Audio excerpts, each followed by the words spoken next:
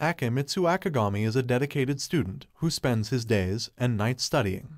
Akemitsu firmly believes that he doesn't need a woman to be happy, and he tries to avoid women as much as possible. In addition to avoiding women in general, Akemitsu also keeps his distance from his family. Well, his family is notorious for being a household of womanizers, and Akemitsu does not want to be associated with the reputation or behavior of his family. Akemitsu's determination to avoid women originates from his past experiences with his father. When he was just a child, his father left him and his family. He wanted to pursue a life of pleasure with his lovers. At that time, Akemitsu was just 5 years old. So he thought that his father was cool, but now he realizes that his father is a scumbag. Before leaving, his father mentioned that it's better to have more lovers because 2 is better than 1 and many is better than 2. Well, can't argue with that.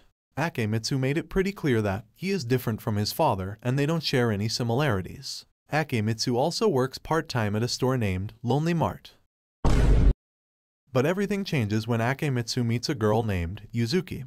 He instantly falls in love at first sight, so he immediately runs away from her in order to stop himself from awakening his worldly desires. But it was too late, as Akemitsu became a different person after that encounter. He instantly became a typical Akagami, in other words, a pervert. He began to engage in behavior such as peeking at girls while they were training, getting drunk with girls, to name a few. In an effort to stop himself from becoming just like his father, Akemitsu made a drastic decision to become a monk, so he heads to a temple that his uncle had recommended.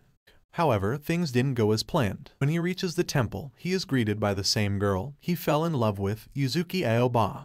After that, in the heat of the moment, Akemitsu confesses his love to Yuzuki and asks her to marry him. Well, she is beyond shocked. Then, Yuzuki mistakes Akemitsu for a malevolent ghost.